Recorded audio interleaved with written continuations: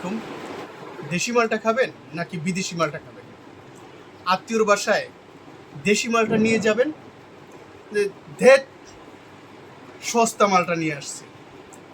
আর আত্মীয়র বাসায় যদি এই বিদেশি মালটা ডলার দিয়ে কেনা জিনিসটা নিয়ে যান, বলবে যে না, তার রুচি আছে। তো আজকে এই মালটার উপকারিতা সম্পর্কে আমি বলবো না, আমি বলবো কোনটা খাবেন। বিদেশি ডলার দিয়ে যখন এই মালটাটা কেনা হয়, আপনার বৈদেশিক মুদ্রার রিজার্ভ হ্রাস পায়। আর এই দেশি মালটাটা কিনলে আপনি দেশের আর্থসামাজিক এবং অর্থনৈতিক উন্নয়নে আপনি ব্যাপক ভূমিকা রাখলেন, দেশের কৃষিখাতকে আপনি প্রমোট করলেন।